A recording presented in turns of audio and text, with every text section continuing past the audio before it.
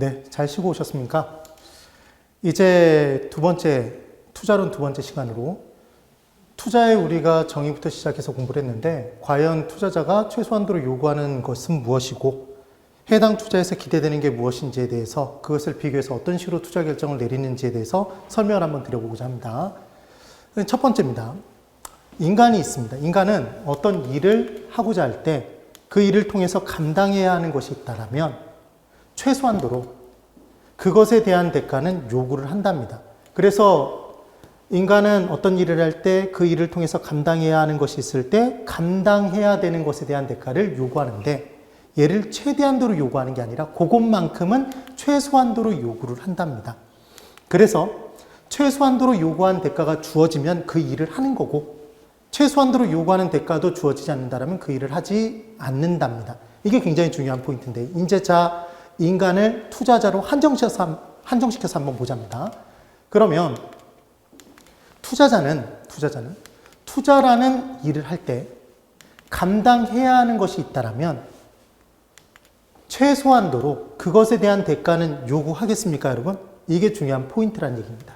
그러면 이제 투자의 정의에서 투자자가 투자 시에 최소한도로 감당해야 하는 것이 무엇인지를 한번 판단해 보자입니다. 그래서 투자의 정의는 투자는 현재의 확실한 지출을 포기하고 기억하셔야 됩니다. 3억이 있었는데 현재 있었으니까 걔는 확실한 돈이었는데 걔를 소비하지 않고 걔를 부동산을 샀었답니다. 포기하고 미래의 불확실한 수입을 선택하는 행위였답니다. 이게 투자였다. 그러면 투자자는 투자라는 행위를 할 때 현재의 돈을 포기하고 미래의 돈을 선택하는 거 아닙니까? 그럼 결국은 현재부터 미래까지 시간을 견뎌야 됩니까? 시간을 견뎌야 되더라는 겁니다. 그 다음 두 번째, 현재의 돈은 확실한 돈이었는데 미래의 수입은 불확실한 돈이지 않습니까? 그럼 투자자는 투자를 할 때 반드시 뭘 감수할 수밖에 없냐면 예상된 결과와 실현된 결과가 달라질 가능성, 위험을 감수할 수밖에 없답니다. 그럼 이제 무엇을 알았냐면 투자자는 투자를 하게 되면 현재 돈 포기, 미래 돈 선택. 그러니까 시간을 견뎌야 되고 그 미래의 돈이 똑같이 실현되지 않을 확률 모두 견뎌야 되는구나. 위험을 견뎌야 되는구나. 그럼 당연히 최소한도로 요구하는 대가는 투자자는 시간에 대한 대가를 요구할 것이고 위험에 대한 대가를 요구할 수밖에 없다라는 겁니다. 그래서 투자 시 투자자가 시간에 대한 대가와 위험에 대한 대가를 합쳐서 최소한도로 요구하는 대가가 있을 때 그만큼이 주어지면 투자자는 그 투자를 하는 거고 그 최소한도도 주어지지 않는다면 그때는 투자를 하지 않는다라는 것이 된답니다. 그러면 이제 K은행이 있답니다. K은행. 얘 국민은행이라고 한번 생각해 보겠습니다. 제1금융권에 K은행이 있더라. 이 K은행에 1년 만기 정기예금 상품이 있습니다.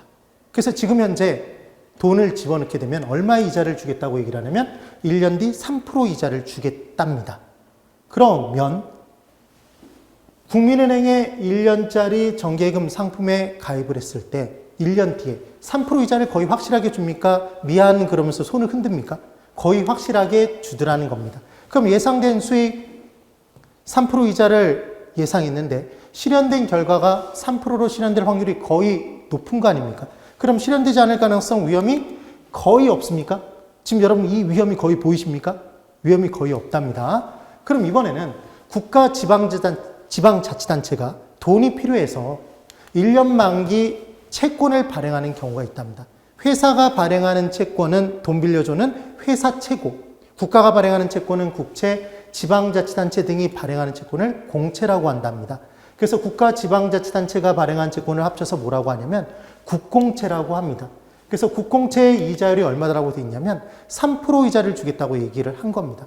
그러면 지금 국가가 돈이 필요하다고 해서 1년간 돈을 빌려줬더니 3% 이자를 주겠다고 얘기해놓고 1년 지난 다음에 미안 그러면서 국가가 망하거나 지급해주지 않거나 이런 일이 발생하겠습니까? 발생하지 않을 겁니다. 그래서 이때 국공채의 경우에는 위험이 크다 작다? 위험이 더 작지 않습니까?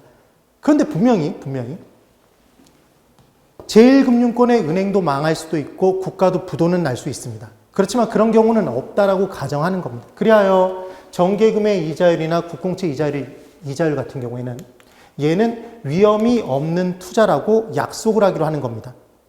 그럼 위험이 하나도 없음에도 불구하고 정기예금에 가입하거나 국공채를 사게 되면 투자자에게 3% 이자를 주지 않습니까? 그럼 지금의 이 수익률은 위험이 없는 상태의 수익률입니까? 그래서 얘를 무위험률이라고 얘기를 한답니다. 그럼 무위험률은 위험에 대한 대가입니까? 순수한 1년이라는 시간을 견딘 것에 대한 대가다? 순수한 시간에 대한 대가가 무위험률이 되는 겁니다. 그래서 시험 문제, 자 이제 첫 번째 우리가 구해낸 겁니다. 투자자는 투자를 할 때 시간을 견뎌야 된다는 얘기를 했고, 시간을 견뎌야 되니까 그것에 대한 대가를 요구할 거란 얘기를 했습니다. 시간에 대한 대가를 뭐라고 하더라? 무위험률이라고 한답니다. 그럼 시험 문제에서는 무위험률이 3%다라고 줄 수도 있지만 정기예금의 이자율이 3%다, 국공채 이자율이 3%다라고 줄 수도 있답니다. 그럼 그렇게 주어지면 무위험률이 얼마구나? 3%구나 이렇게 알아차리시라는 얘기입니다. 그래야 지금 현재 투자자는 최소한도로 요구하는 수익률이, 이 투자는 지금 뭐가 없기 때문에, 위험이 없기 때문에 시간에 대한 대가만 요구할 겁니다. 그럼 뭐와 뭐가 같아지겠다? 무위험률과 요구 수익률이 같아질 겁니다. 지금은. 그래서 이 무위험률은 시간에 대한 대가가 되는 겁니다. 근데 이제 잘 보십시오. 아까 제가 첫 시간에 설명드릴 때 투자의 정의상 투자는 현재의 확실한 돈을 포기하는 대신에 지출, 소비를 희생시키는 대신에 미래의 불확실한 수입을 선택하는 행위라는 얘기를 했습니다. 그래서 투자의 정의상 투자는 불확실한 돈을 선택한 이유가 뭐였습니까? 왜 불확실했었다? 위험이 존재하기 때문에. 그래서 투자는 기본적으로 위험이 존재하는데 얘는 위험을 하나도 감수하지 않지 않습니까? 그러니까 위험을 하나도 감수하지 않음에 따라 정기예금에 투자하거나 국공채에 투자하는 것은 진정한 의미의 투자라고 판단하기 어렵다라고 얘기하기도 합니다. 그럼 이제 비교를 해봅니다. 이제 회사가 나옵니다. 튼튼전자입니다. 여러분 튼튼해 보이십니까? 그래서 튼튼전자가 돈이 필요해서 1년 만기로 돈을 빌려달라고 얘기한 겁니다. 그래서 채권을 발행했답니다. 회사가 발행하는 채권을 뭐라고 하냐면 사채라고 얘기를 한답니다. 그 사채는 우리가 알고 있는 사채가 아닙니다. 회사채를 줄여서 사채라고 한답니다. 그래서 얼마 이자를 주겠다고 얘기를 했냐면 3% 이자를 이제 주겠다고 약속을 한 겁니다. 회사채를 발행한 겁니다. 그런데 튼튼전자는 튼튼하지만 은행하고 국가 지방자치단체보다는 망할 확률, 약속한 이자를 지불하지 못할 확률이 큽니까? 즉 위험이 더 크더라는 겁니다. 지금 위험이 더 큽니다. 위험이 더 큽니다. 그리고 이번에는 부실전자가 있습니다. 굉장히 부실하게 느껴집니다. 그런데 마찬가지로 돈을 빌려달라고 얘기를 하면서 1년 만기 회사채를 발행했습니다. 그러면서 얘도 뭐라고 얘기를 하냐면 정말 어이없게도 3% 이자를 주겠답니다. 그런데 부실전자는 바로 내일 하루도 보장할 수 없는 회사입니다. 언제 망할지 모르는 회사입니다. 여기다가 돈을 빌려줬을 때 1년 지난 다음에 3% 이자를 주겠다고 얘기하면 얘 3%로 이자를 받지 못할 확률, 그 다음 원금을 날려버릴 확률이 너무나 크더라는 겁니다. 그럼 얘는 위험이 크다? 위험이 매우 큽니다. 사실은 위험을 이렇게 적고 싶습니다. 그러면 지금 투자자 입장에서는 이 튼튼전자와 부실전자에 투자를 했을 때는 위험을 감수해야 되는 겁니까? 아까와는 다르게? 그럼 당연히 위험을 감수해야 되니까 위험에 대한 대가를 요구할 것이다. 이제 위험에 대한 대가를 뭐라고 하는지를 봐야 됩니다. 그럼 이 부분의 포인트는 뭐냐면 우리 여러분 심야에 택시를 타면 심야에 택시를 타는 것에 대한 대가로 평상시에 탔을 때보다 뭔가가 달라붙습니다. 심야에 택시를 타면 뭐가 붙더라? 할증 붙더라. 그래서 이때 할증이 붙는다를 포인트로 기억해 두십시오. 그러면 위험에 대한 대가는 뭐가 붙는다? 위험에 대한 할증이 붙는 겁니다. 그래서 얘를 위험 할증률이라고 얘기를 합니다. 그래서 앞으로 위험에 대한 대가는 뭐구나? 위험 할증률이구나라고 생각을 해주시면 됩니다. 그러면 이제 튼튼전자나 부실전자에 투자를 하고자 하는 투자자 입장에서 판단했을 때는 위험만 감수하면 됩니까? 1년이라는 시간도 견뎌야 된다? 1년이라는 시간도 당연히 견뎌야 되더라는 겁니다. 그럼 시간에 대한 대가 아까 봤던 위험이 없는 상태의 수익률, 무위험률도 추가로 요구한다?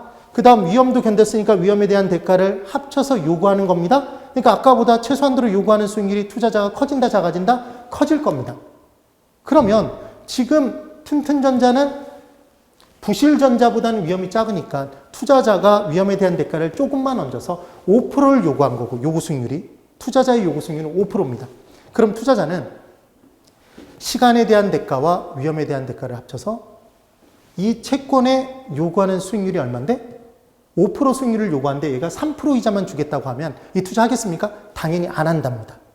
그리고 이 부실전자의 채권에 대해서는 위험이 큰 만큼 더 많은 수익률을 요구해서 20% 수익률을 요구한답니다.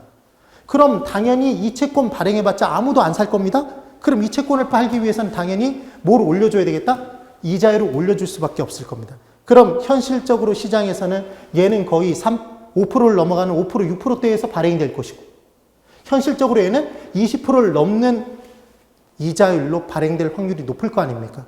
지금 이해가 되십니까? 그래서 아까 부분에 정기금의 이자율과 국공채 이자율과 비교했을 때 위험이 존재하기 때문에 위험에 대한 대가를 더해서 요구하더라. 그래서 투자자가 투자 시에 요구하는 수익률은 시간에 대한 대가 무엇과 무위험률과 위험에 대한 대가 무엇을 위험 할증률을 더해서 구한다라는 말씀을 드린 겁니다. 꼭 기억이 되셔야 됩니다. 그러면 이제 사례를 가지고 한번 들어가 볼 겁니다. 사례 1억 원 투자 시 AB 부동산의 수익률과 위험을 한번 계산을 해보자입니다. 그래서 사상을 봤더니 1년 후에 예상 현금 유입이 있고 각 상황별로 그리고 그렇게 될 확률이 주어집니다. 확률이 주어진다는 얘기는 얘는 또 가중평균하는 겁니다. 사실은. 그때 기대값, 평균의 기대치가 나올 것이고 그리고 그렇게 되지 않고 평균치로부터 흩어져서 존재할 위험, 표준 편차 또는 분산이 존재한답니다. 그때 A 부동산이 있는데 이 A 부동산은 호황일 때, 경기가 호황이라면 1년 동안의 경기가 만약에 호황일 때에는 1년 후 예상되는 현금 유입이 얼마냐면 지금 현금 지출은 현재 얼마인데 1억 원 투자입니다. 현재 1억이 나갔을 때 1년 후 예상 현금 유입이 호황일 때는 1억 9천만 원으로 예상이 되는 투자안이랍니다. 그리고 그렇게 될 확률이 50% 확률이랍니다. 그럼 불황 시에는 당연히 1년 후 예상되는 현금 유입이 당연히 작을 겁니다. 근데 봤더니 불황 시에는 엄청나게 떨어져서 5천만 원이 될 가능성이 높답니다. 5천만 원으로 예상이 되고 있답니다. 그렇게 될 확률은 역시 얼마냐면 50% 확률이랍니다. 이렇게 주어져 있답니다. 그리고 B부동산을 봤더니 B부동산은 호황일 때 1년 후 예상되는 현금 유입이 1억 3천만 원입니다. 그럼 얘보다 훨씬 작습니까? 호황일 때의 현금 유입은. 그때 확률이 50%입니다. 근데 불황일 때 봤더니 얘는 불황의 늪에 빠지더라도 이 부동산의 1년 뒤의 현금 유입은 1억 1천만 원이랍니다. 여러분 딱 봐도 얘는 편차가 큽니까? A 부동산은? 그럼 위험한 부동산이다? 얘는 편차가 작습니다. 위험이 작습니다. 얘도 확률이 50% 확률이랍니다. 그럼 지금 눈으로 봐도 지금 위험이 크고 위험이 작은 부동산이라는 걸 알 수 있겠지만 실제로 한번 계산을 해보자입니다. 그래서 이제 기대값을 A 부동산의 평균치를 한번 계산해 보자입니다. 아까 열심히 연습했던 가중평균을 다시 한번 해볼 겁니다. 그래서 가중평균을 해보면 호황일 때 1억 9천만 원입니다. 1억 9천만 원에 얼마의 가중치를 실어줘야 된다? 50% 확률. 이게 만약 60%면 60% 확률을 곱해 주셔야 됩니다.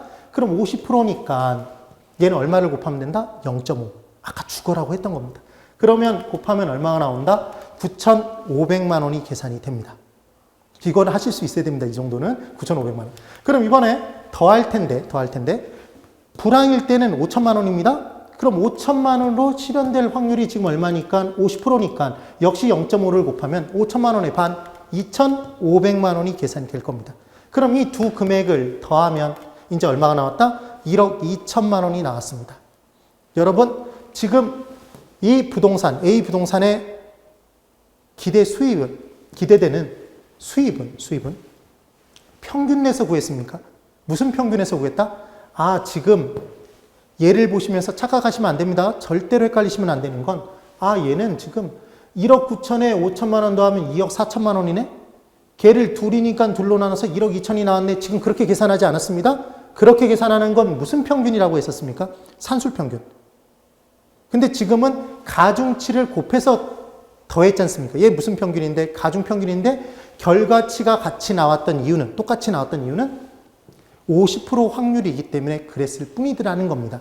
그래서 우리는 투자의 기대 수입은 뭐에서 구한다? 가중평균치로 구한다는 걸 꼭 기억해 두십시오. 그리고 이제 이 가중평균치로부터 벗어나서 존재할 확률, 흩어져서, 나눠져서 흩어져 있다는 것 분산, 그리고 거기다가 제곱근을 한 것 표준 편차를 이제 계산해 볼 텐데, 먼저 이 기대치부터 평균치부터 구해 놨어야 됩니다. 그럼 이제 분산은 이제 계산하는 걸 보십시오. 분산은 처음에 1억 9천만 원입니까, 여러분? 처음에 1억 9천만 원에 얘는 빼주는 겁니다. 뭘 빼주냐면 평균치를 이제 빼줍니다. 평균치를. 그래서 지금 뭘 해줬냐면 이 값 7천만 원이 계산될 거고 7천만 원에 제곱을 해준 겁니다. 그리고 거기다가 이 확률, 가중치를 역시 곱해줍니다. 0.5를. 그러면 얘는 얼마가 나오냐면 2450000 만 원인데 실은 이 만 원은 만 원인 겁니다. 사실은. 근데 숫자가 너무 커지기 때문에 지금 생략했을 뿐이고, 그 다음 이제 이 불황시에 5천만 원에서 들어가는 내용을 볼 겁니다. 그럼 계산하는 식이 5천만 원에 마이너스 평균 뺍니다. 그러면 1억 2천만 원을 빼면 여기다도 또 제곱을 했습니다. 곱하기 제곱한 상태에서 50% 0.5를 곱하면 얘도 마찬가지로 2450000 만 원이 이렇게 딱 나오게 돼 있답니다. 그러면 얘를 더해주면 얼마가 나오냐면 4900000 만 원이 나온답니다. 얘는 사실은 만 원, 얘는 만 원의 제곱입니다. 근데 얘를 어차피 표준 편차에서 제곱근 씌울 거니까 그냥 만 원이라고 표현한 것 뿐입니다. 사실은. 그러면 잘 보십시오. 우리가 분산값을 구할 때 왜 여기다가 제곱을 했냐면, 여러분 여기다 제곱을 한 이유가 있습니다. 만약에 제곱을 안 하면 평균치에서 벗어난 금액이 얘는 7천만 원인 겁니다. 7천만 원. 얘는 평균치에서 벗어나 있는 게 마이너스 7천만 원인 겁니다. 그럼 7천만 원에 0.5 곱하면 3,500만 원. 7천만 원, 마이너스 7천만 원에 0.5 곱하면 마이너스 3,500만 원. 그럼 더하면 얘는 무조건 빵이 나올 수밖에 없습니다. 평균치를 각각의 수치에서 뺀 상태에서 걔를 더해버리면 얘는 무조건 빵입니다. 그럼 벗어나 있는 정도를 판단할 수가 없기 때문에 여기다 뭐라는 거냐면 제곱을 해주는 겁니다. 제곱. 그 내용입니다. 그래서 나중에 수치가 좀 더 간단해진 내용들을 우리가 기본 이론반에서 살펴볼 겁니다. 그러면 지금 분산값을 구했는데 분산의 제곱근이 이게 뭐냐면 표준 편차랍니다. 표준 편차. 그래서 표준 편차가 지금 평균치로부터 벗어나서 존재할 확률이기 때문에 걔가 바로 위험인 겁니다. 예상한 수위로부터 벗어날 확률. 그래서 4900000 6개 만 원에 제곱근을 씌워버리면 얘는 7천만 원으로 튀어나오게 돼 있답니다. 되셨습니까? 그러면 지금 기대값은 얼마인 거고 1억 2천만 원인 거고 평균치는. 그리고 벗어나서 존재하는 표준 편차는 위로도 7천만 원, 아래로도 7천만 원이 된답니다. 사실. 그래서 이제 비부동산의 내용을 채우는 상태에서 비부동산을 보면 아까와 같은 방법으로 똑같이 계산을 해서 평균치는 똑같이 1억 2천만 원이 나오고 얘는 1천만 원만큼이 편차로 존재한답니다. 이해가 되십니까? 그러면 지금 내용을 가지고 이제 간단하게 정리하는 방법은 사실 이겁니다. 자, 보십시오. A부동산의 호황일 때 1억 9천만 원, 확률 몇 프로? 50%, 불황일 때 1억 9천만 원, 지금 불황일 때 5천만 원, 그 다음 확률이 50%입니다. 그럼 얘를 딱 받아들자마자 바로 계산을 때릴 수가 있답니다. 얘는 50%니까 그냥 이 둘을 더해서 2로 나누면 된다. 2억 4천을 2로 나누니까 얘는 얼마가 나온다? 얘 1억 2천만 원이 나올 겁니다. 그리고 1억 2천만 원 가운데 끼워놓고 얘 7천만 원, 플러스 7천만 원, 얘 마이너스 7천만 원이지 않습니까? 그래서 표준 편차는 7천만 원이라고 얘기할 수도 있습니다. 실제로 이렇게 출제된 문제도 있었고, 그럼 비부동산은 호황, 불황일 때 각각 내용을 따져보면 호황일 때 1억 3천만 원 50%, 그리고 불황일 때 1억 1천만 원 50%. 그럼 지금도 50%니까 이 둘을 더하면 2억 4천만 원 나누면 2로 나누면 1억 2천만 원. 기대값 지금 이 두 개의 부동산은 똑같답니다. 그런데 지금 1억 2천만 원을 중간에 딱 놓고 보면 얘 플러스 1천만 원, 얘 마이너스 1천만 원. 그러니까 표준 편차가 얼마다? 1천만 원이구나. 이렇게 계산을 때릴 수도 있다는 얘기입니다. 이게 훨씬 더 간단하지 않습니까, 사실은? 그래서 이렇게 본 상태에서 이제 내용을 비교해보면 여러분 보십시오. 지금 무슨 말씀을 드려본 거냐면 A 부동산과 B 부동산은 지금 뭐는 똑같은데 기대되는 수익은 똑같은 겁니다. 수익은 똑같은데 위험의 크기가 다르다. 그럼 이 부동산 A 부동산과 B 부동산을 놓고 투자자별로, 투자자의 형태별로, 투자 위험에 대한 태도별로 어떤 부동산을 선택할 것이냐 하는 내용을 한번 살펴볼 텐데 투자자의 유형은 위험 추구형이 있고 위험 중립형이 있고 위험 회피형이 있답니다. 여기서 절대 놓치시면 안 되는 겁니다. 위험 추구형 투자자는 뭐냐면 동일한 수익일 경우에 위험이 더 큰 투자안을 선택하는 투자자랍니다. 그럼 듣는 순간 뭔가 이상한 느낌이 드십니다. 잘 보십시오. 위험 추구형 투자자는 동일 수익일 때 위험이 더 큰 걸 선택한다. 그럼 이렇게 그냥 문장을 들었을 때는 굉장히 어리석은 말도 안 되는 사람처럼 느껴집니다. 근데 위험 추구형 투자자는 뭘 한 거냐면 사실 이 얘기입니다. 지금 기대 수익이 1억 2천만 원으로 둘은 똑같지만 사실은 동일 수익에서 위험이 더 큰 걸 선택한다는 얘기는 이 투자자는 뭘 본 거냐면 떨어질 부분을 보는 게 아니라 올라가면 이 부동산에서 누릴 수 있는 수입이 최대 얼마까지 나올 수 있다? 1억 9천만 원이 될 것이라는 부분에 초점을 맞춰서 투자를 하는 겁니다. 이게 누구다? 위험 추구형 투자자가 되는 겁니다. 그래서 위험 추구형 투자자는 동일한 수익일 경우에 위험이 큰 투자안을 선택합니다. 그럼 위험 추구형은 지금 뭘 선택했다? A 부동산을 이제 선택을 할 겁니다. 선택을. 그럼 이제 위험 회피형 투자자의 경우에는 위험 회피형 투자자는 동일한 수익의 경우에 위험이 더 작은 투자안을 선택하는 겁니다.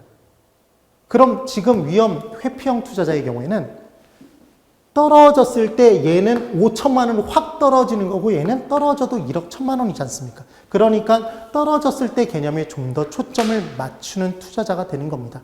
그리하여 투자의 안전성, 벗어나는 정도가 적은 투자를 선택하는 게 위험 회피형 투자자가 됩니다. 그리하여 위험 회피형 투자자는 동일한 수익이라면 위험이 더 작은 걸 선택하는 투자자이므로 뭘 선택하겠다? 비투자를 선택합니다. 이해가 되십니까, 여러분? 그런데 이제 위험 중립형 투자자는 말 그대로 위험에 대해서는 중립입니다. 이 사람은 위험은 따지지 않습니다. 오로지 뭐만 따지냐면 기대 수익만 똑같이 따집니다. 그럼 지금 A 부동산과 B 부동산은 기대 수익이 얼마나 똑같다? 1억 2천만 원으로 수입이 똑같지 않습니까? 그럼 위험은 따지지 않으니까 이 두 개의 부동산은 같은 거다, 다른 거다? 위험 중립형 투자자 입장에서는 같은 투자안이랍니다. 동일한 가치. 그러니까 선택할 수 있더라, 없더라? 위험 중립형 투자자의 경우에는 주어진 자료로는 선택이 불가능합니다. 되셨습니까? 그러면 여러분, 제가 여기서 질문을 드릴 겁니다. 우리 일반적인 투자자, 저도 그렇고 여러분도 그렇고 동일한 수익이 있는 여러 투자안이 있다면 우리는 위험이 더 적은 투자안을 선택합니까? 위험이 더 큰 걸 선택합니까, 여러분? 동일 수익일 때 위험이 더 작은 걸 선택합니다. 그게 일반적이지 않습니까? 그래서 위험 회피형 투자자가 일반적인 투자자이기 때문에 시험 문제가 나오면 당연히 일반적인 투자자를 대상으로 문제를 내는 겁니다. 특이한 사람이 아니라. 그래서 시험 문제는 이제까지 전부 다 단 한 번도 빼지 않고 다 뭐만 나왔냐면 위험 회피형 투자자만 나온 겁니다. 이해가 되십니까? 그래서 투자자의 유형을 설명드리기 위해서 A 부동산과 B 부동산을 놓고 한번 설명을 드려본 겁니다. 그러면 자, 여러분, 투자자는 이 셋 중에 맞춰보십시오. 동일 위험일 때, 동일 수익에서 위험이 더 큰 걸 선택하는 투자자를 뭐라고 얘기했다? 위험 추구형 투자자. 동일 수익일 때 위험이 더 작은 걸 선택하는 투자자를 뭐라고 한다? 위험 회피형 투자자. 위험은 나 상관하지 않아요. 나는 오로지 수익만 따져요. 뭐다? 위험 중립형 투자자. 근데 우리가 일반적인 투자자는 다 뭐기 때문에 위험 회피형 투자자, 시험 문제도 위험 회피형만 나온다는 얘기를 했습니다. 그럼 이제 누구는 없애야 되겠다? 위험 추구형과 위험 중립형은 지금처럼 없애버린 겁니다. 그래서 우리는 위험 회피형 투자자를 뭐라고도 하냐면 위험 혐오형 투자자라고도 합니다. 혐오한다, 싫어한다는 얘기 아닙니까? 그래서 이때 위험 혐오형 투자자가 둘로 쪼개집니다. 어떻게 둘로 쪼개지냐면 위험을 싫어하는 정도에 따라, 위험을 혐오하는 정도에 따라 더 많이 싫어하는 사람은 보수적인 투자자, 위험을 더 적게 싫어하는 사람은 그래도 투자 시에 공격적이다. 그래서 걔를 공격적 투자자라고 얘기를 합니다. 그러니까 지금 공격적 투자자와 보수적 투자자는 어디에서 갈라진 분류입니까, 여러분? 위험 회피형 투자자에서 갈라진 분류가 되는 겁니다. 그럼 이렇게 둘로 나눴을 때 구분한 것에 대한 실익이 있어야 될 거 아닙니까? 그 실익이 무엇이냐면 공격적 투자자와 보수적 투자자의 경우에 동일한 위험을 감수할 때 그것에 대한 대가를 요구하는 정도가 다르더라는 겁니다. 그래서 얘가 시험 문제로 나올 수가 있습니다. 그래서 판단하시는 방법은 이겁니다. 여러분, 번지점프를 꼭 기억해 주십시오. 이 부분은 번지점프 부분을 끌고 들어가면 나중에 포트폴리오 이론이라는 걸 공부할 때에도 그때 우상향 곡선에서 위쪽에 있는 걸 선택하는 게 공격적 투자자인지 보수적 투자자인지를 바로 헷갈리지 않고 맞힐 수 있게 됩니다. 그래서 번지 점프를 가지고 구분하는 겁니다. 뭐와 뭐를? 공격적 투자자와 보수적 투자자를. 자, 들어갑니다. 번지 점프는 여러분 위험입니까? 위험이 아닙니까? 우리 입장에서? 위험입니까? 네, 위험입니다. 번지 점프 하게 되면 제가 가끔 농담으로 말씀드리는데 절대로 시골에 가서는 번지 점프를 하지 말라는 말씀을 드립니다. 시골은 인심이 넉넉합니까? 그 줄을 좀 더 길게 매놓을 수도 있는 겁니다. 그럼 쭉 떨어졌는데 푹 소리가 날 수도 있습니다. 그래서 번지 점프는 우리에게 위험입니다. 그리하여 번지 점프를 하게 되면 수명이 감소될 수도 있는 거 아니에요? 수명이 줄어들 수도 있습니다. 그래서 분명히 위험인데 그래서 번지 점프를 하고 싶지 않은데 누군가 대가를 주겠다고 얘기하면 얘기가 달라집니까? 그래서 번지 점프는 분명히 우리에게 위험인데 누군가 대가를 주겠다고 얘기합니다. 그래서 번지 점프대 위에 갑과 을을 둘을 딱 올려놓은 겁니다. 그래 놓고 100원을 주겠다고 얘기하니까 지금 번지 점프하면 대가를 주겠다고 얘기한 겁니다. 100원을 주겠다고 얘기하니까 갑이 벌써 없습니다. 그 말은 갑은 이미 뛰어내린 겁니까? 그럼 갑은 평소에도 번지 점프를 좋아한다, 싫어한다? 좋아해서 자기 돈 내고서라도 뛰어내리는 사람인데 100원 준다고 얘기하니까 신나서 뛰어내린 거다? 그러면 지금 번지 점프라는 위험을 좋아하는 무슨 투자자는? 공격적 투자자는 그 위험을 감수하는 것에 대한 대가가 조금만 주어져도 그 위험을 감수하는 겁니까? 네, 지금 그 말씀을 드리는 겁니다. 그런데 을은 100원 꿈쩍도 안 합니다. 1000원, 만원, 10만원, 100만원 꿈쩍도 안 합니다. 1000만원 꿈틀 아직도 뛰어내리지 않았습니다. 그때 이렇게 했더니 그러면서 뛰어내렸죠. 그 돈을 쥐고 떨어져 내린 겁니다. 그러면 지금 을은 번지점프를 매우 싫어하는 사람입니까? 번지점프라는 위험을 감수하기 정말 싫어하는 사람이다? 그럼 그 위험, 동일 위험을 감수하는 것에 대한 대가를 많이 요구하겠다? 그 사람이 바로 뭐인 겁니까? 보수적인 투자자인 겁니다. 이해가 되십니까? 그러니까 지금 공격적 투자자와 보수적 투자자가 있다면 이 둘 중에 위험을 더 많이 싫어하는 사람이 누구다? 보수적 투자자인 겁니다. 그러니까 위험을 더 많이 싫어하면 싫어할수록 그 위험, 동일 위험에 대한 대가를 더 많이 요구한다? 예, 더 많이 요구하는 겁니다.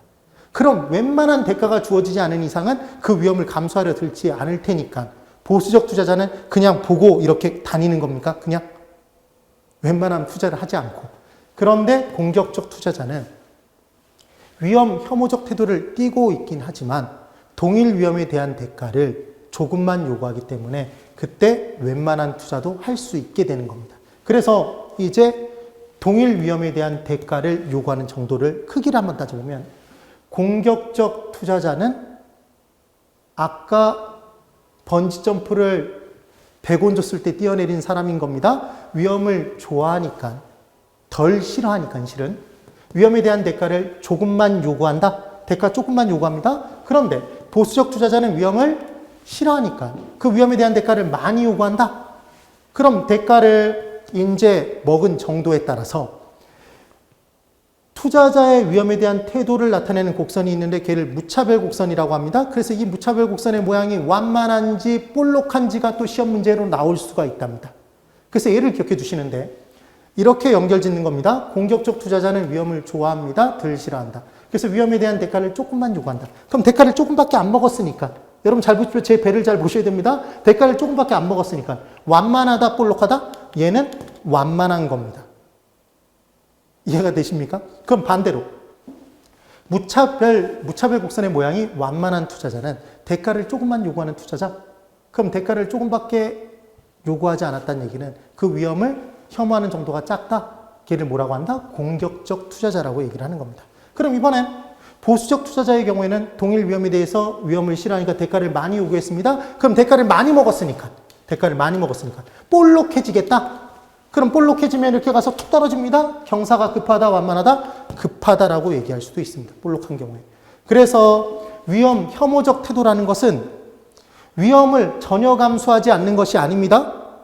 감당할 만한 대가가 주어지거나 피할 수 없는 어쩔 수 없는 위험이라면 걔를 감당하는 태도를 얘기하는 겁니다. 그래서 여러분 정리입니다. 간단하게 이렇게 기억하시는 겁니다. 두 개의 투자한 A 부동산, B 부동산 놓고 우리가 수익과 평균 내보고 분산, 표준 편차 구해봤던 이유는 두 개의 부동산 1억 2천만 원, 1억 2천만 원 기대 수익은 똑같았었지만 그때 위험의 크기는 달랐던 겁니다. 그때 투자자의 종류가 동일 수익에서 위험의 크기가 큰 걸 선택했던 건 그때 호황일 때 더 커질 수입에 초점 맞춰서 투자를 때린 거 아닙니까? 투자를 한 투자자가 되는 겁니다. 그게 바로 누구였다? 위험 추구형. 그런데 일반적인 투자자의 경우에는 동일 수익이라면 위험이 더 적은 걸 선택하는 사람을 뭐라고 했다? 위험 회피형 투자자. 그때 위험을 싫어하는 정도에 따라 더 많이 싫어하는 건 보수적 투자자. 그러니까 더 많이 싫어하니까 대가 더 많이 요구, 배볼로. 더 많이 싫어하지 않고 덜 싫어하는 사람은 공격적인 투자자. 위험을 덜 싫어하는 사람은 공격적 투자자. 대가를 조금만 요구. 그러니까 배는 완만, 무차별 곡선의 모양은 완만하다. 지금 그 말씀을 드린 겁니다. 그러면 이제 지금 공부한 내용을 가지고 이제 합쳐보는 겁니다. 투자한 A가 있습니다. 투자한 A의 투자 내용을 봤더니 투자액은 1억입니다. 그럼 투자액 1억이라는 얘기는 투자자가 이 부동산에 1억을 투자한다는 얘기는 이 부동산의 가격이 얼마다? 1억이다. 그래서 투자액을 가격이라고 바꿔서 얘기할 수 있다는 말씀도 드렸습니다. 그때 1년 뒤 기대 수익이 얼마냐면 얘가 1,000만 원이랍니다. 그럼 우리는 기대 수익률을 바로 구할 수도 있습니다. 짝대기만 그어버리면 되더라. 그럼 10%가 나올 겁니다. 그때 절대 공식이 있었습니다. 투자액에 뭘 곱하면 투자 수익률을 곱하면 얘는 투자 수익이었답니다. 그럼 지금 내용에서 투자액 1억에 지금 수익률 모릅니다. X로 놓고 투자 수익이 1,000만 원이면 이때 X는 얼마가 나온다? 0.1, 10%가 나오지 않습니까? 그럼 지금 10% 수익률이 나왔을 때 이때 10% 수익이 나오도록 만든 이 투자의 기대 수익이, 자, 잘 보십시오. 이 투자에서, 해당 투자 A에서 기대되는 수익이 이 해당 투자의 수익입니까, 여러분? 네, 그래서 기대 수익을 투자 수익이라고도 합니다. 줄여서 수익이라고도 얘기를 합니다. 그리고 지금 이 수익은, 기대 수익은 이 투자한 내부에 존재하는 수익입니까? 그래서 얘를 내부 수익이라고도 하고 1년 뒤 예상되는 수익이 1,000만 원입니까? 그래서 예상 수익이라고도 합니다. 그 말은 우리는 지금의 이 수익률을 말 그대로 수익률이라고도 하지만 투자 수익률이라고도 할 수 있고 그리고 기대 수익률이라고 부를 수도 있고 얘를 예상 수익률이라고 부를 수도 있고 지금 다 같은 말입니다. 다 같은 말입니다. 이 투자한 내부에 존재하는 수익률이라고 해서 얘를 뭐라고도 표현한다? 내부 수익률. 여러분 잘 보십시오. 지금 이 수익률의 종류 중에서 쭉 던져드린 제가 지금 말씀드린 이 수익률의 종류 중에서 생소한 게 뭡니까 여러분? 전 딱 한 가지가 생소합니다. 뭐가 생소하다? 내부 수익률이. 그러니까 나중에 이 내부 수익률이라는 표현 원래는 뭔데? 기대 수익률인데 얘를 내부 수익률이라는 표현으로 투자 결정하는 내용이 분명히 나오겠다 안 나오겠다? 나올 겁니다. 그게 나중에 공부할 내부 수익률 법입니다. 나중에 공부할 겁니다. 그래서 지금 기대 수익률을 계산을 한번 해본 겁니다. 그런데 자 여러분 잠시만 지금 이 내용에서 투자자는 아직 나왔었습니까? 나오지 않았었습니까? 투자자는 나오지 않았답니다. 그럼 지금 이 해당 투자안에 투자액과 기대 수익, 예상된 수익이 주어져 있다면 우리는 뭐는 구할 수 있더라? 기대 수익률은 구할 수 있더라는 겁니다. 그럼 이 투자안을 놓고 투자자가 갑이든 을이든 병이든 똑같이 투자액 1억이 필요하고 기대 수익은 1,000만 원인 겁니다. 그러니까 투자자에 따라 달라지지 않으니까 기대 수익률은 객관적 수익률이다, 주관적 수익률이다, 객관적인 수익률이라는 얘기를 하는 겁니다. 그리고 이 기대 수익이 똑같이 실현되지 않을 확률, 위험은 아예 얘기도 안 해본 겁니다. 그러니까 기대 수익률은 위험과 관련이 있다, 없다? 관련이 없는 수익률인 겁니다. 그런데 이제 내용이 달라집니다. 투자한 지금 아까 그 투자는 똑같습니다. 그런데 예상 수익, 지금 얼마인데? 1년 뒤 1,000만 원인데 예상 수익이 똑같이 실현되지 않을 확률이 존재하겠습니까? 우린 얘를 유식한 표현으로 뭐라고 했다? 위험이라고 얘기했던 겁니다. 그래서 투자에 위험이 존재하더라. 그럼 지금 1년 뒤 기대 수익을 1,000만 원으로 기대했지만 1,000만 원이 아니고 900만 원, 800만 원, 100만 원 이렇게 발생될 가능성도 있다는 얘기입니다. 그럼 이 투자에는 뭐가 존재한다? 지금 분명히 위험이 존재하고 있습니다. 그러면 투자자는 이 투자를 할 때 1년이란 시간을 견뎌야 되고 이 투자의 기대 수익 1,000만 원이 똑같이 실현되지 않을 확률 위험을 견뎌야 될 겁니다. 그럼 그것에 대한 대가는 최대한도로 최소한도로 요구할 겁니다. 그래서 이제 요구 수익률의 개념을 잡아볼 겁니다. 그럼 투자자가 이제 나왔습니다. 갑이라는 투자자가 있습니다. 그럼 갑은 지금 1년이란 시간을 견뎌야 됩니까? 그러니까 당연히 시간에 대한 대가를 요구해야 될 겁니다. 그럼 시간에 대한 대가는 투자 시점에 예를 들어 2019년 투자 시점이 만약에 2019년 11월 26일이었다면 2019년 11월 26일에 제1금융권의 정기금의 이자율을 판단해 볼 수 있습니까? 이 시점에 1년간 수익률 3%를 주겠다 이렇게 뽑아낼 수 있는 거 아닙니까? 그럼 지금 시간에 대한 대가는 갑이 자기 마음대로 뽑아내는 겁니까? 일반 경기 상황에서 정기금의 이자율이나 국공채 이자를 가져다 쓰는 거다? 가져다 쓰는 겁니다, 지금. 그래서 시간에 대한 대가를, 순수한 시간에 대한 대가를 위험이 없는 상태의 수익률 뭐라고 하는데 무위험률. 얘는 어디서 가져다 오는 것이다? 정기금의 이자율이나 국공채 이자율, 그 시점에 그것을 가져다 쓰는 겁니다. 그래서 얼마인가 봤더니 3%더라는 겁니다. 그런데 갑은 이것만 요구하려고 봤더니 지금 뭐도 견뎌야 되더라? 위험도 지금 견뎌야 되더라는 겁니다. 그럼 위험에 대한 대가를 요구할 겁니다. 아까 심야에 택시를 타면 뭐가 붙는다는 얘기를 했다? 심야에 택시를 타는 것에 대한 대가로 할증이 붙습니다. 그래서 위험에 대한 대가는 잘하셨습니다. 위험 할증률이 되더라는 겁니다. 그래서 얼마를 요구하나 봤더니 얘는 5%를 위험 할증률로 요구를 했답니다. 그러면 투자자 갑은 1년이라는 시간을 견디고 기대 수익이 똑같이 실현되지 않을 확률, 위험을 견디는 투자한 A에서 최소한도로 요구하는 수익률이 이제 얼마가 된 겁니까?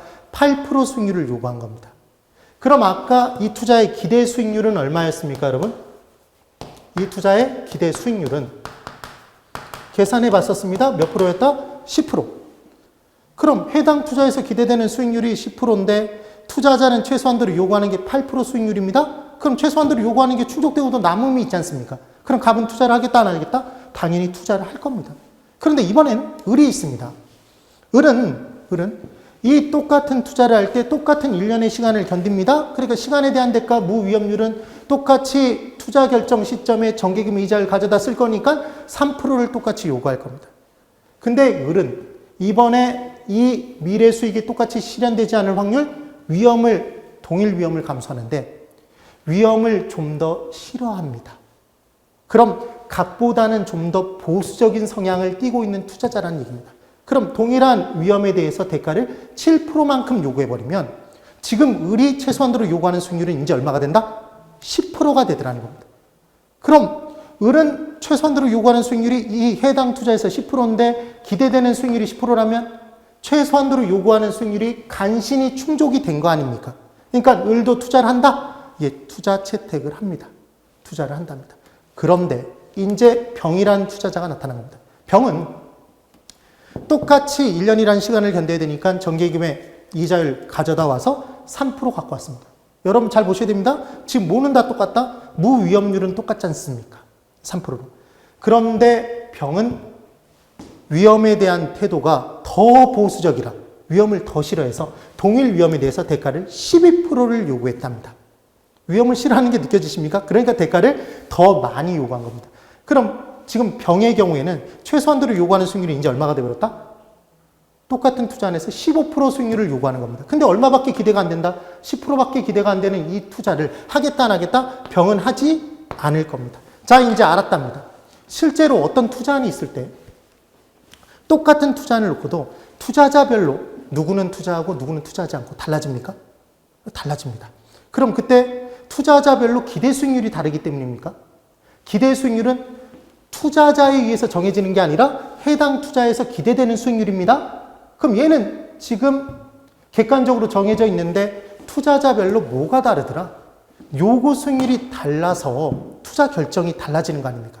그럼 지금 요구 수익률이 투자자별로 요구 수익률이 달라졌던 이유는 위험에 대한 태도가 다르기 때문입니까? 투자자별로. 그래서 위험을 더 많이 싫어할수록 위험에 대한 대가를 더 많이 요구한 겁니다. 그래서 위험할 증률이 투자자별로 달라지니까 지금 감수해야 될 위험의 크기가 달라진다 그러면 안 됩니다. 투자자는 똑같은 투자를 했을 때는 감수하는 위험의 크기는 동일한데 위험에 대한 태도가 달라서 위험에 대한 대가를 다르게 요구하는 겁니다. 지금. 그러면 지금 뭐가 달라지고 있다?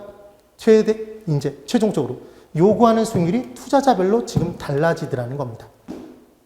그리하여 해당 투자에서 투자자가 최소한도로 요구하는 수익률이 줄여서 무슨 수익률이다? 요구 수익률인 겁니다. 그러니까 요구 수익률은 위험이 커지면 커질수록 요구하는 수익률은 커지고, 그러니까 위험과 수익은 비례 반비례 관계가 되고, 위험이 커졌을 때 수익이 커졌다고 마냥 좋아할 이유가 없는 게 그 수익이 똑같이 실현되지 않을 확률, 위험도 커진 거니까요. 그래서 서로를 까부시는 관계에 있다라는 표현을 쓰기도 합니다. 상쇄 관계. 그래서 요구 수익률은 위험이 반영된 수익률입니다. 그리고 투자자별로 달라지니까 주관적이다, 객관적이다, 주관적인 수익률이라는 표현을 쓰는 겁니다. 그리고 시간에 대한 대가와 위험에 대한 대가가 합쳐져서 구해지더라. 이 표현이 되는 겁니다. 꼭 정리가 되셔야 됩니다. 그리하여 지금 뭘 설명을 드려봤냐면 기대 수익률과 요구 수익률의 개념을 설명드려본 겁니다. 근데 실은 무슨 수익률이 하나 또 있냐면 실현 수익률이 하나 또 있답니다. 여러분, 실현 수익률은 말 그대로 투자가 다 끝난 다음 실현된 수익률입니다. 당연히 투자 결정을 내리는 시점에는 실현될 수익, 미래 수익을 가지고 지금 현재 판단하는 거니까 실현된 것이란 존재할 수가 없는 겁니다. 언제는 존재할 수 없다? 투자 결정을 내리는 시점에. 그래서 얘는 투자 결정 시에 실현 수익률을 가지고 비교해서 투자 결정 내린다 그러면 무조건 X입니다. 그리하여 우리가 투자 판단에 사용하는 수익률은 딱 두 가지밖에 없습니다. 해당 투자에서 기대되는 수익률, 무슨 수익률? 기대 수익률. 해당 투자에서 투자자가 최소한도로 요구하는 수익률, 무슨 수익률? 요구 수익률. 그 둘의 비교를 하는 겁니다. 그리하여 실현 수익률 딱 뜨면 얘는 우리에게 실현인 겁니다. 제가 선창을 때리면 우창을 때려주십시오. 실현 수익률은 실현이다. 얘를 꼭 기억을 해 두십시오. 이거 틀리고 오면 정말 갑갑한 겁니다. 섭섭해지고. 자, 이제 물가와 화폐 가치의 내용을 설명드려 볼 겁니다. 여러분, 물건의 가격을 줄여서 물가라고 합니다. 그럼 돈의 가치가 화폐 가치인 겁니다. 그럼 화폐 가치가 높으면 높을수록 똑같은 돈을 가지고 살 수 있는 물건의 양이 많아진다는 얘기입니다. 그럼 물건의 가격이 올라가면 똑같은 돈을 가지고 전에는 샀는데 이제는 못 사게 됩니다. 그리하여 물건의 가격이 올라가면 간단하게 건물이 하나 있습니다. 건물이 하나 있는데 이 건물의 가격이 원래 1억이었습니다. 그런데 물가가 상승돼서 얘가 얼마가 됐냐면 1억 1,000만 원이 됐답니다. 그럼 예전에는 1억 가지고 이 건물을 살 수 있었는데 물가가 상승됨에 따라 이제 1억 갖고 이 건물을 못 삽니다. 그럼 1억이란 돈, 화폐의 가치는 올라간 거다, 떨어진 거다? 떨어진 겁니다. 그래서 물가가 올라가면 화폐 가치는 떨어집니다. 꼭 반드시 기억해 두셔야 됩니다. 물가와 화폐 가치는 비례한다, 반비례한다? 반비례합니다. 그래서 물건의 가격이 올라갔을 때 어떤 일이 발생하냐면 이게 물가가 상승하는 걸 인플레이션이라고 하는데 초 인플레이션이 발생해 버리면 계란 하나를 사기 위해서 지폐를 리어카 통째로 싣고 가도 계란 하나를 바꾸기가 어려울 수도 있답니다. 물가가 어마어마하게 상승이 됩니다. 그래서 꼭 기억해 두실 건 물가와 화폐 가치는 반비례합니다. 그래서 이제 두 번째 중요한 포인트. 실물 자산인 만약에 부동산을 보유해 놓으면 이미 사놓은 겁니다. 아까 1억일 때 1억 주고 건물을 사놓은 겁니다. 그러면 물가가 상승이 됐을 때 부동산 가격도 물가가 상승하는 만큼 올라갈 거 아닙니까? 그럼 물가 상승에 따라 화폐 자산의 가치가 떨어지는 걸 막을 수 있다? 걔를 뭐라고 얘기를 하냐면 인플레이션 해지 기능이라고 얘기를 합니다. 그럼 이제 느낌이 딱 오는 게 뭐냐면 인플레이션 시에는 뭘 사놔야 되겠구나. 실물 자산으로 바꿔둬야 되겠구나. 그래서 얘를 뭐라고 얘기를 하냐면 환물 투기 심리라고 얘기를 합니다. 그래서 환물 투기 심리가 발생해서 부동산 수요가 증가되기도 한답니다. 그리하여 중요한 포인트는 투자 시점에 지금 누구 입장에서 계속 판단하는 겁니까? 투자자 입장에서 예상된 물가 상승률이 있었답니다. 그럼 물가가 상승되는 만큼 나중에 투자가 끝난 다음에 실현된 수익의 가치는 그만큼 떨어지는 겁니다. 화폐 자산의 가치가 떨어지니까. 그럼 예상된 물가 상승률이 있었다면 물가 상승률만큼은 실질적인 수익률이 낮아짐에 따라 그만큼을 더해서 더 많이 요구해야 됩니다. 아예 언제? 투자 시점에 요구 수익률에 반영을 해야 되더라는 겁니다. 지금 무슨 말씀인지 한번 보자면 이런 겁니다. 겉으로 보여지는 이자율을 얘를 뭐라고 얘기를 하냐면 명목 이자율이라고 얘기를 합니다. 뭐라고 한다? 명목 이자율. 그때 명목 이자율이 10%랍니다. 그러니까 10% 이자를 받는 겁니다. 근데 어떤 일이 발생했냐면 물가가 전에보다 2%만큼 상승돼 버린 겁니다. 그 물가가 상승되면 그만큼 화폐 자산의 가치는 떨어진다? 그러면 겉으로는 10% 이자를 받은 것 같지만 물가가 2%만큼 전부 다 상승했으니까 실질적인 이자는 이제 8%밖에 안 된답니다. 그래서 명목 이자율은 실질 이자율의 물가 상승률이 더해진 것이다라고 얘기를 하고 우리에게 명목 이자율을 주면 그리고 물가 상승률을 주면 우리는 뭘 계산해낼 수도 있다? 실질 이자율을 계산해낼 수도 있게 된답니다. 이해가 되십니까? 그래서 물가 상승률만큼은 화폐 자산의 가치가 하락할 위험을 감수해야 되는 겁니다. 누구는? 투자자는. 그럼 투자자는 투자 결정을 내리는 시점에 예상되는 물가 상승률이 있으면 투자가 끝난 무렵에 화폐 자산의 가치가 하락할 위험이 그만큼 존재하는 거니까 그만큼을 감수해야 되는 것만큼을 더해서 빼서 더해서 더 요구합니까? 더해서 더 요구해 줘야 된다 이겁니다. 그래서 투자 시점에 예상된 물가 상승률이 있는 경우에는 그만큼을 더해서 요구 수익률을 높여줘야 되고 이렇게 예상된 물가 상승률을 더해서 요구 수익률을 계산하는 걸 피셔라는 경제학자가 만들었다고 해서 피셔 효과라고 얘기를 합니다. 그때 만약에 정 외우시고 싶다라면 담배값도 물건의 가격입니까 여러분? 그럼 담배 가격이 올라갔을 때 옥상 가서 담배 피자고 같이 얘기를 하면 물가가 상승했을 때 피자고 얘기를 하면 당신아 피셔? 이렇게 얘기하면 됩니까? 별로 별 재미는 없지만 그래서 피셔 효과. 피셔 효과라는 게 대놓고 문제에 나오진 않습니다. 그래서 예상된 물가 상승률만큼 더한다라는 게 포인트. 그러면 지금까지 정리한 내용을 가지고 기대 수익률과 요구 수익률을 한번 정리해 볼 테니 기억이 나시는지 보십시오. 기대 수익률은 해당 투자에서 기대되는 수익률의 줄임말이었습니다. 얘를 뭐라고도 표현했었냐면 수익률이라고도 표현했었고 투자 수익률이라고도 표현했었고 해당 투자의 내부에 있다고 해서 내부 수익률. 하나 적혀져 있지 않지만 예상된 수익률이라고 해서 예상 수익률이라고도 얘기했던 겁니다. 그리고 해당 투자에서 이제 기억, 해당 투자에서 기대되는 수익률입니다. 중요한 포인트, 투자자는 아직 나왔습니까? 나오지 않았습니까? 투자자 나오지 않았습니다. 중요한 것. 그 다음 니은 투자자에 따라 그러니까 달라진다, 달라지지 않는다, 달라지지 않았습니다. 아까 투자액이 1억이고 기대 수익이 1,000만 원이라면 갑이든 을이든 병이든 똑같이 투자액 1억 주고 사야지 누구는 1억 1,000 주고 사고 1억 2,000 주고 사고 누구는 9천만 원 주고 사고 그렇게 달라지는 게 아니다라는 얘기입니다. 그래서 투자자에 따라 달라지지 않기 때문에 객관적 수익률이라고 얘기를 합니다. 그 다음 아까 기대 수익률 계산할 때는 아예 위험을 따지지도 않았답니다. 위험에 따라 달라지지 않습니다. 왜 달라지지 않냐면 자 위험의 정의를 한번 살펴볼 겁니다. 여러분 잘 보십시오. 기대 수익이 있었습니다. 기대 수익. 이 기대 수익이 실현 수익과 달라질 가능성을 얘를 뭐라고 했던 거냐면 얘를 위험이라고 얘기를 했던 겁니다. 그러면 기대 수익이 1,000만 원일 때 이 실현 수익이 100만 원이 될 수도 있어서 위험이 크든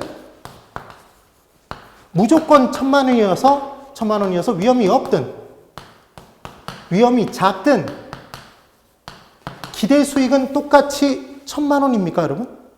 네, 그러니까 기대 수익률은 위험에 따라 달라지는 수익률이 될 수가 없는 겁니다. 근데 그렇게 기억할 필요도 없이 아까 기대 수익률 계산할 때는 뭐만 있으면 계산할 수 있더라? 투자액과 기대 수익만. 그래서 위험에 따라 달라지지 않습니다. 자, 여기 다시 한번 보십시오, 여러분. 그럼 제가 투자자에 따라 기대 수익률 달라지지 않는다, 위험에 따라 달라지지 않는다 이렇게 강조하고 있는 이유는 투자 결정치에 사용하는 수익률은 딱 두 가지밖에 없는데 그 둘 중 나머지 하나는 투자자에 따라 달라진다? 달라진다는 얘기입니다. 위험에 따라 달라진다? 달라진다는 얘기입니다. 걔가 무슨 수익률이었다? 요구 수익률. 그럼 이번엔 기대 수익률의 계산은 기대 수익을 투자액으로 나눠서 계산하더라는 겁니다. 그래서 당연히 계산할 때에는 요구 수익률이 필요하다, 필요치 않다? 필요치 않습니다. 그래서 시험 문제에 뭘 내냐면 내부 수익률법에서 내부 수익률을 계산하기 위해서는 요구 수익률이 반드시 주어져야 된다. 사전적으로 주어져야 된다. 이런 함정을 파더라는 겁니다. 기대 수익률은 뭐와 뭐만 있으면 기대 수익과 투자액만 있으면 바로 구할 수 있습니다. 이번에는 요구 수익률입니다. 요구 수익률은 투자자가 기대 수익률을 선택함에 따라 포기하는 것이다라고 해서 기회 비용이라고도 하고 투자자는 이 투자한 바깥에 있기 때문에 이 투자한 내부에 존재하는 수익률이 내부 수익률, 그럼 투자자는 투자 바깥에 있으니까 외부 수익률이라고도 얘기를 합니다. 그때 중요한 건 기회 비용이라는 것, 얘를 포기하는 것이다. 그래서 기업, 해당 투자에서 투자자가 최소한도로 요구하는 수익률이 됩니다. 그러니까 당연히 투자자에 따라 달라집니다. 아까 똑같은 투자한 A를 놓고도 가불병 5%, 8%, 10%, 15%로 달라졌던 내용 봤었습니다. 요구 수익률은. 그래서 주관적 수익률이고 투자자에 따라 달라지니까.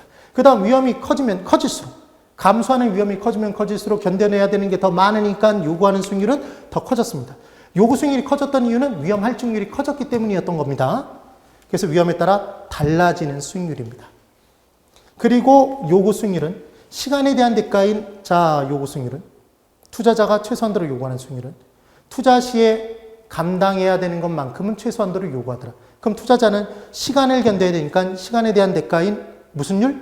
무위험률. 그럼 무위험률은 해당 투자에서 뽑아낸다. 일반 경기 상황에서 정기예금의 이자율, 국공채 이자율 조사해서 가져다 쓰는 겁니다. 플러스 위험을 감수하면 위험에 대한 대가인 뭐를? 야간에 심야에 택시를 타면 뭐가 붙더라? 할증. 위험에 대한 대가를 뭐라고 한다? 위험 할증률. 더하고 예상된 물가 상승률이 있으면 예상된 물가 상승에 따라 화폐 자산의 가치가 투자가 끝난 다음에 하락될 위험까지도 견뎌야 되는 겁니까? 그럼 그만큼 더해서 요구한다? 그래서 예상된 물가 상승률은 더한다, 뺀다? 더해서 더 요구하더라는 겁니다. 얘를 무슨 효과? 피셔 효과에 의한 요구 수익률이라고 얘기를 합니다. 그래서 지금 기대 수익률과 요구 수익률이 우리가 뭐에서 사용하는 투자 결정 시 사용하는 수익률 두 가지라는 말씀을 지금 드린 겁니다. 구분되십니까?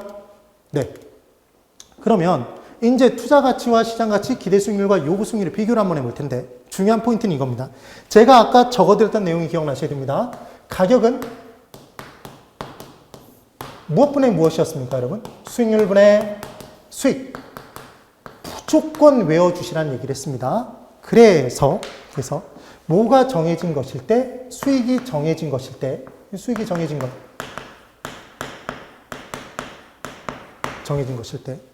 더 높은 수익률을 누리고 싶으면 투자자는 더 낮은 가격을 지불하고 사야 되고 더 높은 가격을 지불하고 사면 살수록 사는 시점의 수익률은 떨어지는 거다. 그래서 가격과 수익률은 비례한다, 반비례한다? 반비례한다가 포인트였지 않습니까, 여러분? 얘를 반드시 꼭 기억해 두시라는 얘기를 합니다. 얘는 별표가 5개짜리입니다. 정말 중요한 내용. 그러면 아까 내용에서 이것까지 기억나나 보십시오. 투자자가 생각하는 주관적 가치는 무슨 가치겠다? 투자 가치는 투자자가 생각하는 주관적인 수익률 무슨 수익률로 할인한다? 요구 수익률로 나눌 겁니다. 투자자는 뭘 목적으로 하더라? 과거 수익, 예상 수익, 예상 수익. 그러니까 투자 가치는 요구 수익률분의 예상 수익이 나올 겁니다. 중요한 포인트 이 말씀을 드리고 있는 겁니다. 투자 가치의 짝꿍은 투자자가 주관적으로 생각하는 투자 가치의 짝꿍은 객관적 수익률, 기대 수익률이다. 투자자가 최소한도로 요구하는 수익률, 그래서 투자자별로 달라지는 주관적 수익률, 요구 수익률이겠다. 요구 수익률. 얘가 짝꿍이고 둘은 비례한다, 반비례한다? 반비례한다가 포인트인 겁니다. 그래서 이제 계속 밑으로 내려올 내용에서 투자 가치가 올라가면 올라갈수록 뭐는 떨어졌다는 얘기다. 요구 수익률은 낮아졌다는 얘기입니다. 요구 수익률이 올라가면 올라갈수록 해당 부동산의 투자 가치는 낮아지는 겁니다. 그러면 시장 가치는 어떤 부동산을 놓고 그 부동산의 시장 가격을 얘기하는 겁니다. 그럼 누가 보든지 똑같습니다. 걔는 객관적이다. 그럼 객관적 가치를 구할 때에는 객관적 수익률이 무슨 수익률로 할인한다? 기대 수익률로 할인할 겁니다. 그래서 시장 가치, 시장 가격과 기대 수익률도 비례한다, 반비례한다? 반비례하는 짝꿍, 짝이라는 얘기입니다. 지금 반비례한답니다. 그래서 지금 이 내용을 가지고 이제 정리를 해보면 잘 보십시오. 이제 연습을 한번 해봅니다. 1번 투자 가치와 시장 가치는 최종적으로 균형을 이루고 끝난답니다. 여러분 반드시 꼭 기억해 두십시오. 무조건 시장은 균형을 이루고 끝납니다. 그래서 가치는 균형을 이루고 끝나고 수익률도 분명히 균형을 이루고 끝납니다. 안 그러면 계속 움직여 다녀야 됩니다. 뭔가 변화가 생겨야 됩니다. 언제 멈춰선다? 균형을 이루어야지만 멈춰서는 겁니다. 그래서 투자 가치와 시장 가치는 최종적으로 균형을 이루고 끝난다. 그 말은 투자 가치가 올라갔다면 모두 올라간다? 시장 가치 올라갑니다. 언제까지? 같아질 때까지. 투자 가치가 떨어지면 시장 가치는 떨어집니다. 언제까지? 같아질 때까지. 기대 수익률과 요구 수익률도 최종적으로 균형을 이루고 끝납니다. 그 말은 해당 부동산에 요구하는 수익률이 커지면 커질수록 해당 부동산의 기대 수익률도 올라갈 수밖에 없습니다. 아니면 투자 자체가 이루어질 수가 없으니까. 그럼 요구 수익률을 내려가면 기대 수익률도 내려갑니다. 자, 이제 세 번째. 투자 가치는 주관적 가치는 주관적 수익률을 뭐로 할인한다? 요구 수익률로. 나누는 걸 할인한다고 표현하기도 하는 겁니다. 그 다음 요구 수익률이 낮아지면 당연히 투자 가치는 올라가는 겁니다. 반비례하니까. 시장 가치는 객관적 수익률을 뭐로 할인한다? 기대 수익률로 할인해서 구합니다. 실은 시장에서 그냥 구하겠지만 식으로 구한다면 그럼 시장 가치가 올라가면 시장에서 더 비싼 가격을 주고 사야 된다면 해당 부동산의 기대 수익률은 낮아질 겁니다. 반비례. 그리하여 이제 이 부분을 정확하게 기억하는 겁니다. 잘 보십시오. 해당 부동산 투자의 위험이 커져서 투자자가 요구하는 수익률이 그럼 커진다, 작아진다? 이것도 문제입니다. 커지면, 높아지면 투자 가치는, 주관적 가치인 투자 가치는 요구 수익률이 올라가면 반비례니까 낮아진다? 낮아지고. 그럼 투자 가치가 낮아지면 해당 부동산의 투자 가치가 낮아지면 수요는 증가합니까? 감소합니까? 당연히 감소할 겁니다. 그럼 수요 감소로 시장 가격은 올라간다, 내려간다? 시장 가치는 내려갈 겁니다. 시장 가치 내려갑니다. 우리는 시장 가치가 내려갈지 이미 알고 출발했습니다. 어떻게 알고 출발했습니까? 지금 투자 가치가 뭐 했다? 낮아지고. 그럼 시장 가치도 같아지려면 낮아져야 되는 겁니다, 지금. 그럼 시장 가치가 낮아지면 더 싼 가격을 지불하고 살 수 있으면 기대 수익률은 반비례니까 올라갈 거 아닙니까? 기대 수익률이 올라갑니다. 그럼 기대 수익률이 올라갈지 이미 알고 출발했습니까? 네, 알고 출발한 겁니다. 지금 뭐 했다고 돼 있습니까? 요구 수익률이 높아지면. 지금 높아졌다고 돼 있지 않습니까? 그럼 기대 수익률도 높아질 겁니다. 언제까지? 같아질 때까지. 이거 낮아진다, 높아진다 이런 식으로 함정을 파면 바로 잡아내는 방법은 가치는 뭘 이루고 끝나고? 균형을 이루고 끝나고. 수익률도 균형을 이루고 끝나더라. 얘를 꼭 기억해 두십시오. 그래서 결국 투자 가치와 뭐는 같아지고 시장 가치는 같아지고 요구 수익률과 뭐는 같아진다? 기대 수익률은 같아지고 끝나게 돼 있답니다. 되셨습니까? 지금 공부한 이 내용을 역시 10분 동안 열심히 한번 반복을 해보셔야 됩니다. 그래서 중요한 내용은 가치는 균형을 이루고 끝나고 수익률도 균형을 이루고 끝나는데 투자 결정 시에 사용했던 수익률은 딱 두 가지밖에 없다. 뭐는 아예 투자 결정을 내린 시점이 없다. 실현 수익률이란 존재하지 않는다. 실현 수익률은 우리에게 실현이다. 실현된 수익률은 존재하지 않는 겁니다. 그때 기대 수익률과 요구 수익률의 특징에 대해서 제가 자세하게 한번 설명을 드려본 겁니다. 투자자별로 요구하는 수익률이 달라졌던 이유는 위험에 대한 태도가 다르기 때문이다. 우리가 위험에 대한 태도를 따질 때 공격적, 보수적 투자자를 구분했던 것은 기본적으로 어디에서 갈라졌다? 위험 회피형 투자자, 위험 혐오형 투자자에서 갈라졌다는 것. 그래서 위험 혐오적 태도는 위험을 하나도 감수하지 않겠다는 태도가 아니라 피할 수 없거나 정당한 대가가, 합당한 대가가 주어지면 그 위험을 감수하는 태도였다라는 겁니다. 그때 보수적 투자자는 그만큼 위험을 더 많이 싫어하니까 위험에 대한 대가를 많이 오고 많이 먹으니까 경사가 지금 볼록해지고 경사가 급해진다. 이렇게 얘기를 했었습니다. 10분 쉬고 다시 뵙도록 하겠습니다.